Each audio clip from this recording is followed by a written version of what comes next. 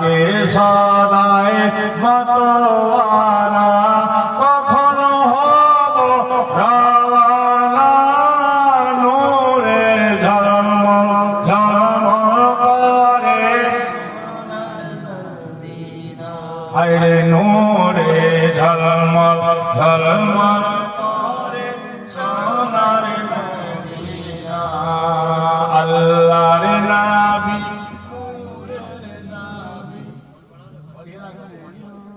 আল্লাহর নবী নূরের নবী, যাহার নাই গো তুলনা, নূরে ঝলমল ঝলমল করে।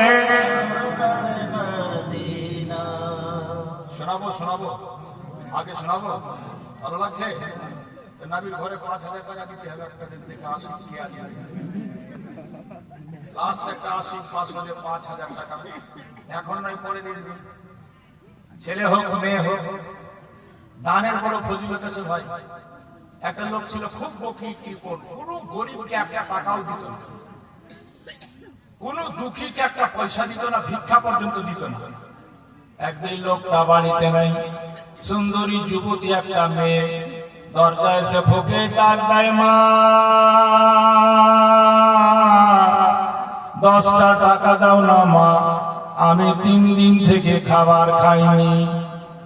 মেয়ে ছেলের দিল নরম, মেয়েটা 10টা টাকা ফকিরের হাতে দিয়ে দিল। বাবা যেমনি দিতে নাই, তার বাপ কেমন করে জেনে গেল 10 টাকা আমার। একটা ভিক্ষুক গরিব মানুষ এসেছিল না খাওয়া, দরজাতে সে ডাক দিল, সে নাকি 3 দিনের না খাওয়া গো আব্বা।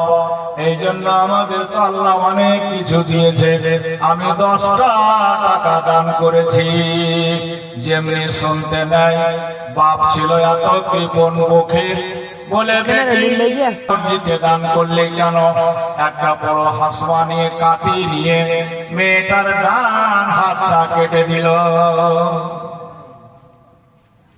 তোর সাহস, তুই দান করেছিস আমার টাকা, আমার খুন পসিনার কামাই, আর তুই দান করবো? ডান হাতটাই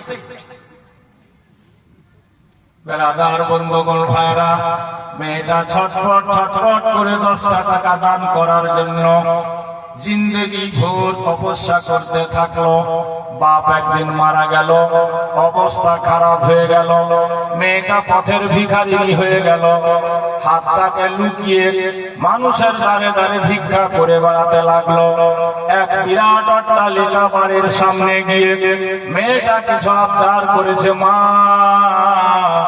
আমাকে কিছু দাও না মা, বাবা আমাকে কিছু দাও না তোমরা গো বাড়িওয়ালা। ওই বাড়ি থেকে একজন ভদ্র মহিলা বের হলো, দেখছে যে মেয়েটা ভিক্ষা করে, মেয়েটার রূপ সুন্দর, চেহারা দেখতে বড় সুশ্রী গোলাকার, তবে মেয়েটা ভিক্ষা চেয়ে বেড়ায় কেন, ভিক্ষা বৃত্তি করছে কেন? ওই মেয়েটা জানতে চাইল, মা তোমার কি বাপ মা দুনিয়াতে কেউ নাই? মেয়েটা বলল, না আমার দুনিয়াতে জগতে কেউ না মা, আমি একাই পথের ভিখারিনী হয়ে গেছে।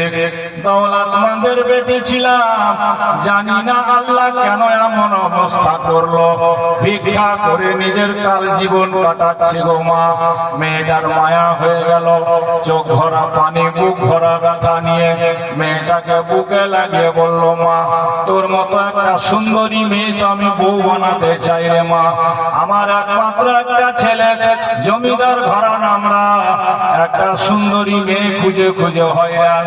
তোর রূপ সুন্দর, চেহারা সুন্দর, কথাবার্তা শুনে মনটা ভরে গেল মা, এই জন্য তোকে আমি বউ বানাবো।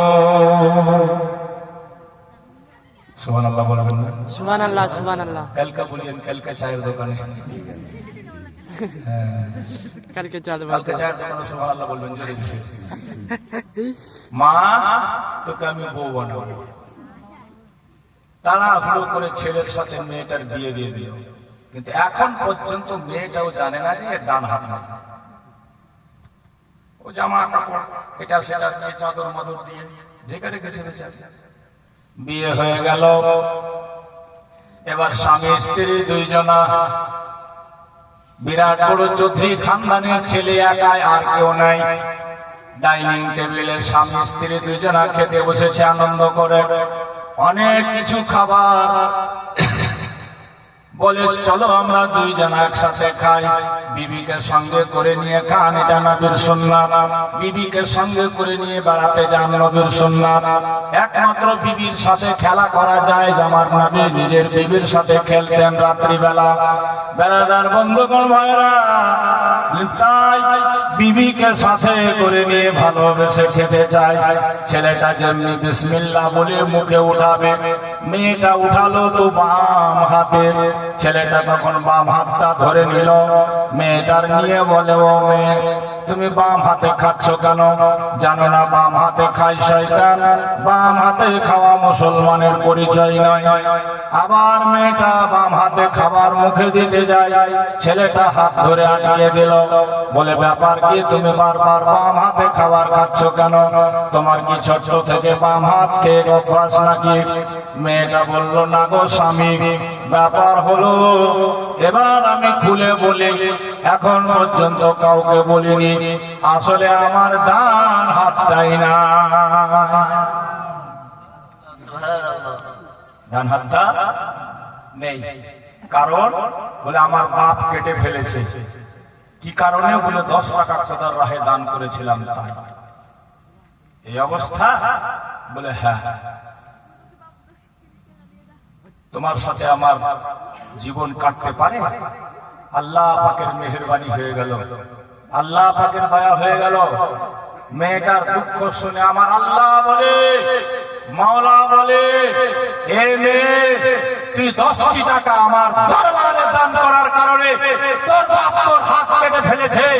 বিসমিল্লাহ বলে এবার তুই ডান হাতটাকে আগে বাড়া, আমি আল্লাহ 10 টাকার বিনিময়ে তোর হাত তোকে ফেরত করে দিয়েছি। সুবহানাল্লাহ, সুবহানাল্লাহ। নারায়ে তাকবীর, अल्लाह अकबर। नाराए रिसालत, या रसूलुल्लाह। पीर का दामन, ले छोड़ दे, पीर का दामन, ले छोड़ दे। नाराए तकबीर, अल्लाह अकबर। नाराए रिसालत।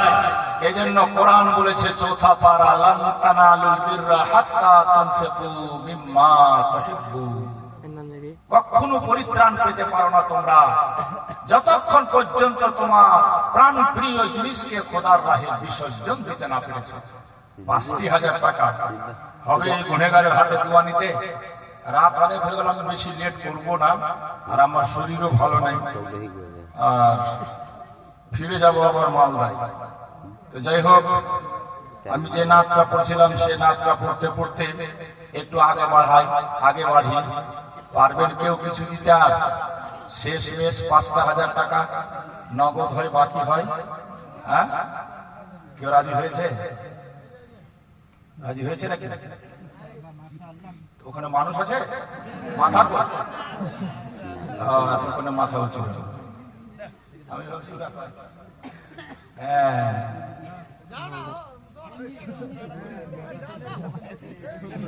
মঞ্জিল, সুবহানাল্লাহ।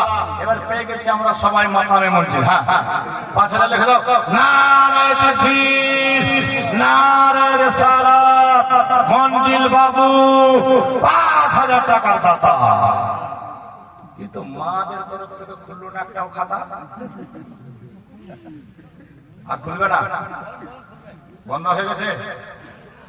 পারবে মা? কত গজল আর নাচ এদেরকে শুনিয়েছি, জীবনী জলসা শুনিয়েছি। আসরার রাতের বেলা সাহার বানো স্বপ্নে দেখে, জোরে বলবো না? কে দিয়েছে? নুরবানু, নুরন, মাশাআল্লাহ। যাক, এই যে খুলেছে খাতাটাকে। আসরার রাতের বেলা সাহার বানো স্বপ্নে দেখে, গভীর রাতে মা ফাতেমা ঝাড়ু দিচ্ছে আপন হাতে,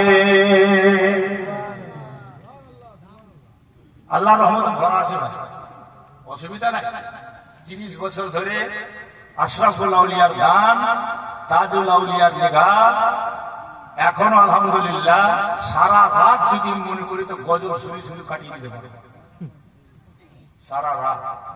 আর একটা খালি মুন্সিগুলাকে গজল শোনার জন্য 30,000 টাকা দিয়ে লোক দাওয়াত করছে।